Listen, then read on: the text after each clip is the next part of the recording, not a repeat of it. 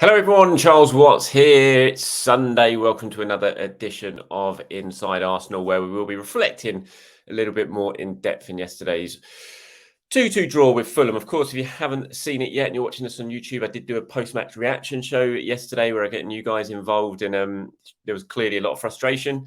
I think that's probably the right word to describe how most of the fan base, if not all of the fan base, was feeling after yesterday's result. Arsenal toiling for most of the game to get themselves back into it, managing to do so, turning things round, leading 2-1 against 10 men, and then conceding a last minute of normal time equaliser. There were, of course, 9 minutes of stoppage time after that, where Arsenal tried in vain to get themselves a winner. Wasn't to be, went close a couple of times, but Leno denying them on more than one occasion, especially that shot from Fabio Vieira towards the end, and Arsenal having to settle for a point from a game they really were not probably. They definitely should have won given the opportunity. So we'll speak about that a lot more in depth than we did yesterday. Today, we'll have a look at what Mikel Arteta has had to say on various things. We'll get plenty of your comments as well, which I've been putting together.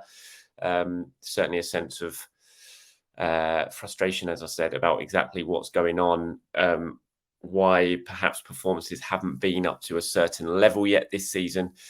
So we will talk about all of that as well. So let's get cracking on this, shall we? I mean, if you're watching this on YouTube, I've just pulled up the stats from yesterday's game and the starting lineup, and obviously Arsenal going with that 4-3-3, if you want to call it that, formation, basically with Thomas Partey again at right back, Ben White again playing alongside William Saliba, who shuffled across to the left side of the centre-backs, Kivior coming in replace of Tomiyasu, so Zinchenko not deemed fit enough to start yet. Kai Havertz once again starting in the midfield with Declan Rice and Odegaard, and surprisingly Leandro Trossard coming in for Eddie Nketiah, despite Nketiah, I think, playing well for the first couple of games. So there was definitely some surprises in that starting 11, and there's plenty to talk about in that, and the system and the formation, and lots of you have been getting involved and asking and putting comments in about that. But I mean, before we get to some of them, and you just look at the match stats, you can see, despite all the reservations about the formation, the system, who played where, and all that, Arsenal still absolutely dominated this game and should have won this game very, very comfortably. They had 19 shots to Fulham's 8. They had 11 shots on target to Fulham's 3. They had 72% possession. They had 3 times as many passes as them.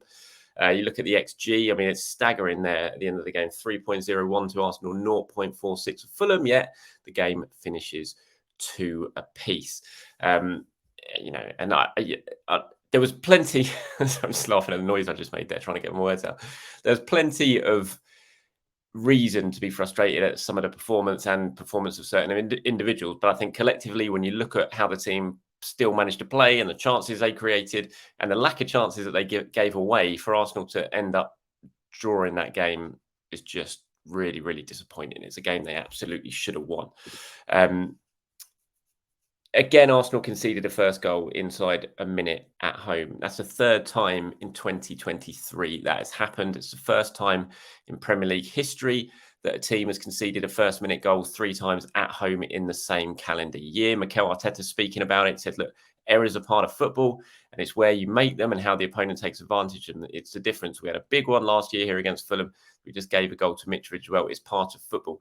It is part of football. I agree with that. But giving away goals inside the first minute at home is not really part of football on a regular occurrence. Anyway, Arsenal, I saw a stat, and I haven't checked this out.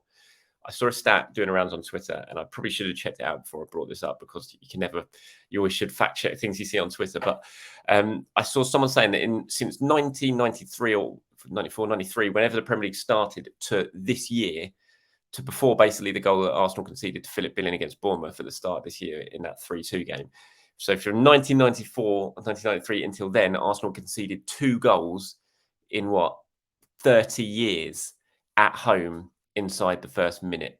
And then in the last 6 months, they've conceded 3. So when Mikel says it's part of football, that's not part of football at all. It shouldn't be happening. Yes, you can make mistakes during the game, but to do it 3 times inside the first minute and concede goals basically from the kickoff, that is not part of football, and it shouldn't be part of football, because it leaves you such a mountain to climb. It changes the whole mentality of a game. It changes the mentality of both teams as well. Suddenly, the home side at Arsenal, you're panicking. You're desperately trying to get yourselves back in the game. If you're Fulham or Southampton, for example, when they did it, or even Bournemouth when they did it, suddenly you've got something to protect, even more so.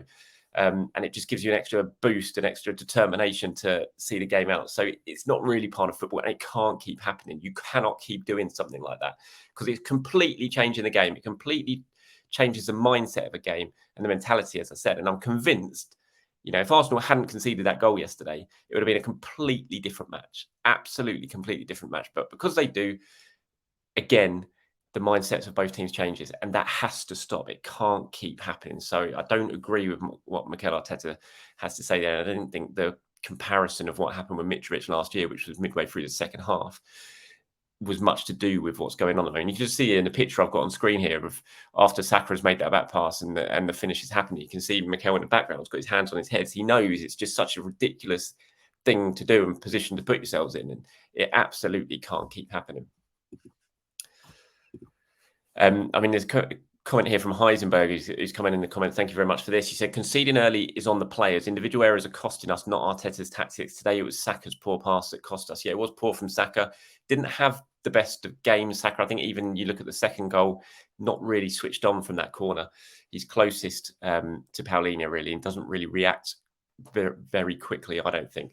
And it was a poor error. And as much as, I think there's definitely a real sort of fair point to the questioning of Mikel Arteta at the moment and the tactics and the team that he's putting out and the individuals and where he's playing them. I do think ultimately, everyone's saying, it's absolutely on Mikel yesterday's result. I just don't really agree with that. I think he certainly made mistakes with starting 11. In my opinion, obviously he'll be different. He'll have a different opinion to that.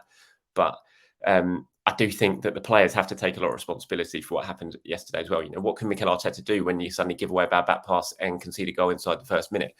What can Mikel Arteta do when a set piece in the last minute, when you've worked so hard to get yourselves back in front, you leave a player completely unmarked to score? So I think the players have to take an awful lot of responsibility as well. It's not just a case of saying, it's all on Mikel Arteta. I think everyone has to share responsibility for the drop points yesterday, because those were 2 points that Arsenal absolutely shouldn't have dropped. But conceding early, that is something. I don't know how you change it. If it's something you do in the change room before, I don't know if it's something to do with how the players are setting up and position, but there's got to be something that you can do where you can just ensure that for 60 seconds, you don't concede a goal at home. There's got to be something you can do to stop that happening. And it doesn't sound like rocket science at all. Kai Havertz has obviously been a massive figure of debate since full time yesterday. Well, actually, since basically the first half whistle kicks off. And it's definitely a very it's a debate that needs to be had. He's obviously not played that well in the first 3 games. Yesterday was a really difficult one for him. He got hooked after 55 minutes or so. The crowd started to turn a little bit, especially at the start of the second half when he had that ball played into him. Instead of turning and having a chance to play Eddie into space behind the defenders, he went back and gave the ball away, and you heard the crowd all immediately get on his back at that point. And it wasn't long after that Mikel Arteta took him off and replaced him. And Mikel was asked about his performance. He said, I saw an action when he played backwards and he could have turned, but that's one of the things and demands of everybody, to play forward and impact the game in the final third, because we have the urgency to win it. He was then asked on whether he thinks Havertz will be able to win the Arsenal supporters over. He says, yes, I think so. I think he's already done some really good things, and today it was tough for him in certain moments. He's got in some great areas again, and the ball didn't arrive, and he had a lot of situations. He should have scored already a lot of goals this season, and that's the thing that is missing there. And I think in a way he is right. I think if Havertz can score a couple of goals, it will certainly ease the pressure on him a little bit. But I also think, I just think I would be surprised if Havertz starts against Manchester United next weekend. Although I've said that about a lot of players so far this season, they still continue to keep playing or being left on the bench. But I think that was a difficult afternoon for Havertz yesterday, and you kind of feel it will be better for him just to be taken out the firing line a little bit at the moment. But also, I think for the team, you need players who are really performing. And obviously, Kai Havertz at the moment is struggling a little bit, and he looked yesterday like a player who was struggling for confidence. Things weren't paying off. Simple passes that he should have been playing weren't coming off, and he was underhitting things. It just looked like a player who was struggling for a bit of confidence. And I think when that starts to happen, you need to be taken out of the starting 11 for your own good, really, as well as for the team's good. And there's been lots of people going in. Some of the comments have been really brutal, I think, and which I absolutely don't agree with. I think criticism's fair. It's football. When you're a £65 million player, and you don't perform, then you're going to be criticised, and that's just part of the game. But I think a lot of the things certainly that have been sent to me about Kai Havertz is stepping way over the line when it comes to criticism, and I'm certainly not going to put any of those on the screen. Here's one, though, from Dominic, which I thought was quite good. He said, I don't overly worry about Havertz yet. It's only been 4 games. People are rightly pointing to Vieira as a recent example of how time to settle is often needed. But even the greatest players like Henry didn't light it up early on. However, I would drop him for United because taking him out for Gabriel allows us to move Partey back into midfield and gives us better balance, which we'll need against United. Overall on the transfer, which I always felt he was brought in to start as an 8, I always felt he should be brought as a squad player to come off the bench and help change games and provide cover across a multitude of positions. I know that's expensive for that role, but that's what it costs to build squads, he said. I think it's a really good comment. Dominic, I agree. I'm surprised in a way that Havertz has just been shoehorned straight into the side. You know, he hadn't really needed to play his way into the side. And so in a way, I'm a little bit surprised about that. I agree, as I said, about Manchester United, and I agree the Vieira example is one that is worth discussing because, you know, only it wasn't long ago everyone was hammering Fabio Vieira saying he's not good enough, he shouldn't be in the team. Now, suddenly, after a couple of good performances, everyone said, oh, play Fabio Vieira. So it can change very, very quickly. Yeah, I mean, I can absolutely understand. One thing I don't really, I would drop him for United because taking him out for Gabriel allows us to move Partey back into midfield. See, a lot of people are talking about that and talking about the balance of the team and things like that. There's one here from Andrew, says, it's all down to Arteta justifying buying Havertz. We have changed our shape to accommodate him. He's trying to get Partey and Havertz in the same team and it doesn't work. Stick to the same back four and play one or the other. I'm not saying Havertz can't do a job, but we don't need him to start every game just because we pay big money for him. We need to look at what works. And at the moment, it doesn't feel like it is. Again, I think that's a really good point there. But one thing I don't agree with both for Andrew potentially here and with Dominic is the examples that Mikel is kind of putting Havertz into the team, and that is why Partey's playing at right back. I don't necessarily think that's true. I think if Havertz doesn't play yesterday and Vieira plays, I still think Partey plays at right back. I don't think, you know, that experiment, if that's what you want to call it, is down to just getting everyone in the same side together. I just think he'd play Partey there anyway, even if Vieira had started yesterday, if Smith Rowe had started yesterday, if Trossard had started as number 8. I think Partey still plays at right back. You know, we were seeing Partey playing at right back at the end of last season when Havertz hadn't even been signed yet. So I don't necessarily agree with that. I think this is just the whole Partey right back thing. I don't think it's about Havertz. I think it's about something that Arteta is clearly seeing that a lot of us aren't, and I certainly aren't. I just don't get it. The part of all the things he's doing at the moment, I think the Partey at right back one is the most bizarre one that I just can't see a logical reason for it, and I can't see it in the performances that we're seeing from some of these players at the moment. I just think Arsenal would look far better without Partey playing there, with Ben White playing back at right back. You know, I think if Gabriel comes back into the team, I don't necessarily think again that's anything to do with Havertz. I think you could easily still play Havertz in that position that he's played the last 4 games, but have Ben White at right back, Saliba, Gabriel, and then whoever at left back. So I'm not sure I agree totally on that. But I want to talk about a little bit about Eddie Nketiah now, who, again, I was really surprised. Out of everything, again, yesterday, I was really surprised that was Nketiah not starting. I even brought Nketiah into my FPL team ahead of this one, and I'd left him on the bench for the first 2 games, so I'd lost out on a load of points. Finally bring him in yesterday, and Mikel benches him, even though I thought he played really well against Crystal Palace, even though he missed a couple of chances, and he obviously scored against Forest at home. So I was surprised that Nketiah was on the bench, but he came off the bench, played very, very well, scored a really good goal. It was a lovely finish. It was brilliant from Vieira with the ball in, but I thought Eddie's finish was excellent as well, and he deserves an awful lot of credit as 2 goals and, you know, winning a penalty now in 3 games for Eddie Nketiah. He's done a really good job once again, I think. While Jesus has been out injured. Jesus, of course, did come on late on yesterday. So Mikel speaking about it, said, look, about Eddie, says, great. He looks a real threat at the moment. He's in a good moment. I think he's full of confidence. I saw it straight away when I told him he was coming on in the second half, the fire in his eyes, and he's got an eye for goal. The way he finished the action was top.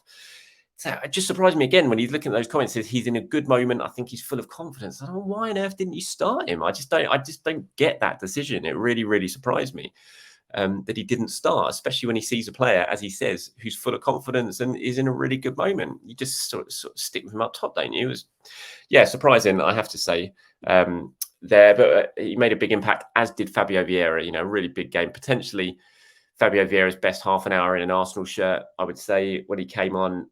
Did so many good things, looked really confident, wanted to get on the ball. Everything that he wasn't doing in the final few months of last season when I think there was times he almost looked like he was hiding on the pitch. He didn't want the ball. And when he got it, he just moved it on really, really quickly and didn't just kind of like Havertz at the moment, just didn't look like he had any sort of confidence in his own ability to really influence the game and make an impact on the game. But yesterday he sort of came on to exactly what you want to see. He took it by the scruff of the neck, really, made really big impacts, obviously won the penalty, set up Eddie's goal with a fabulous pass. He had the overhead, the bicycle kick, which Leno saved. He had the shot at the end when he took it upon himself, showed good responsibility to get into the box and have a shot, which again, Leno saved. He just looked like he really wanted to make an impact. And that's what you want to see from Fabio Vieira, because we know he's talented. We saw enough last season to show he has a talent and he has a really good eye and really good technique, but you just wanted him to just show a bit more about himself as a player when he was on the pitch. And I thought he did that yesterday. Mikel speaking about him said Fabio was excellent. And in the first minutes, Fabio was excellent. And it's the first minutes he's played in the Premier League this season. I was really impressed with how he wanted the ball and how positive he was, the decisions that he made and the attitude that he had straight away. Fabio was involved in everything we created, and I'm really happy with that. To see players with the ability to make and take chances with quality, it is my fault that Fabio has not played more, and today he gave me reasons to play him.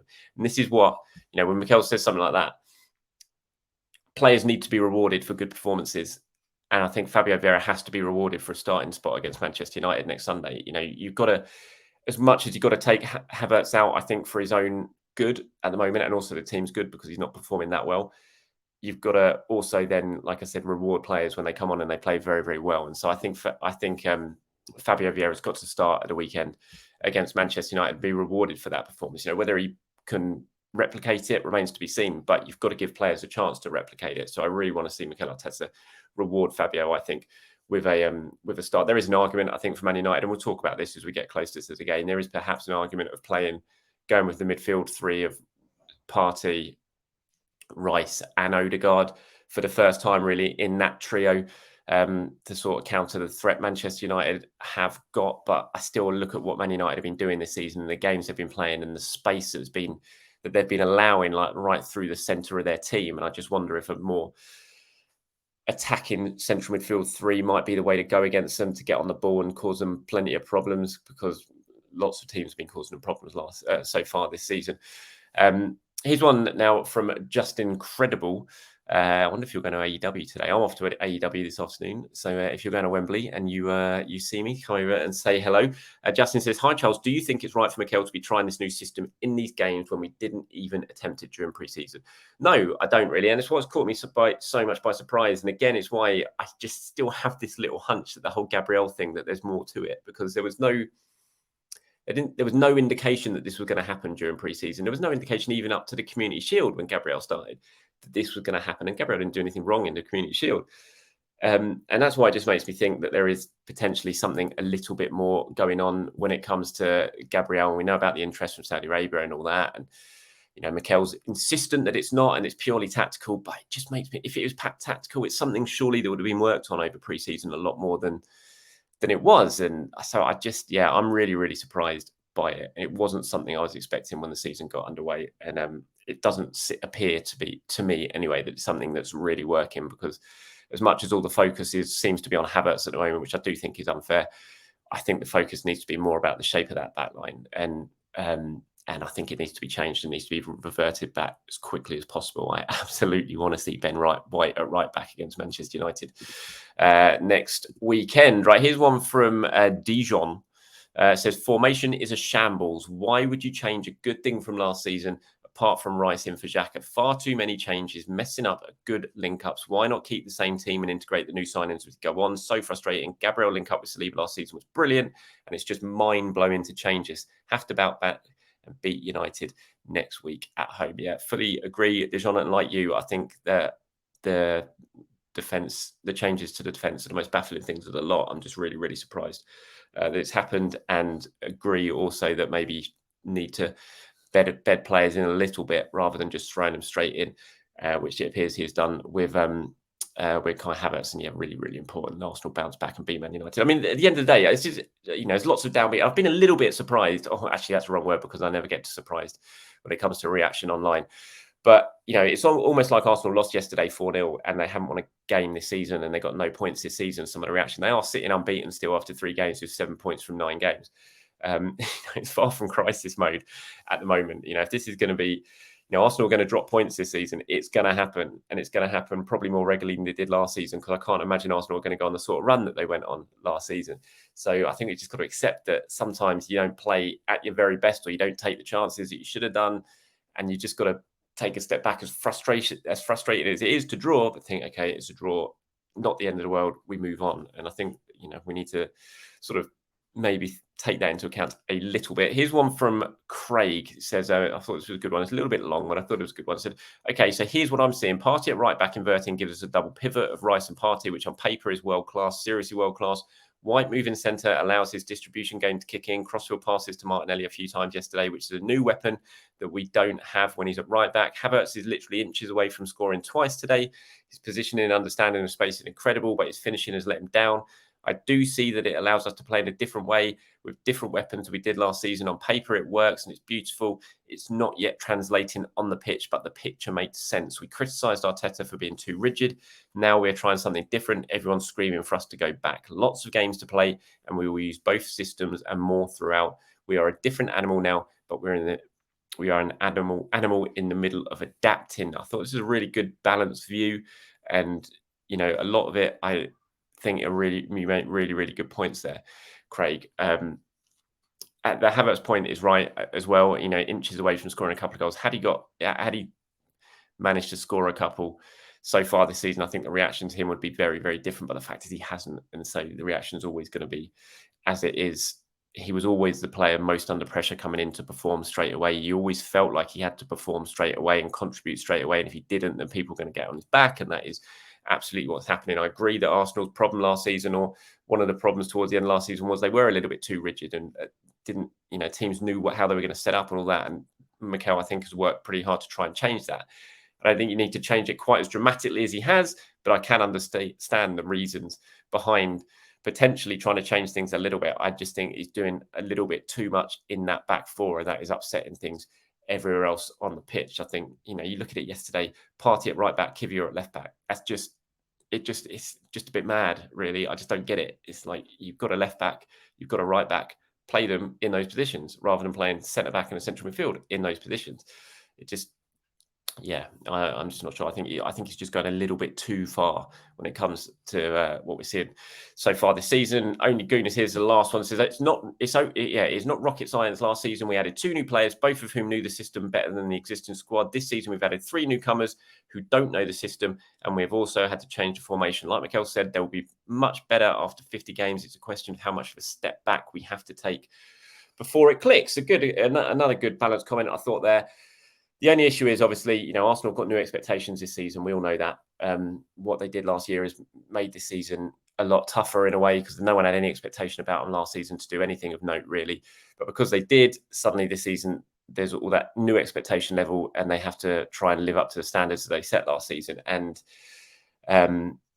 so you're going to be judged pretty much on every single result, and that's what's happening so far, not just on your result, on your performance as well, because last season, of course, Arsenal were exhilarating for a big patch this season. That hasn't happened yet. I do think it will click at some point, but I do think Mikel needs to not shake things up quite as dramatically as he has. Anyway, look, I've rambled on now for approaching 25 minutes, so I'm going to head off now and enjoy Wembley, AEW. If you are one of the other 88,000 or however many it is heading to Wembley today, I really hope you have a very good day and see some very good wrestling action. And you can put Arsenal's disappointing result to one side and enjoy yourself. And if you're not heading to Wembley today, which I'm sure lots of you aren't, then enjoy the rest of your weekend anyway. And I will be back tomorrow to talk all things Arsenal once again. Have a very good Sunday, everyone.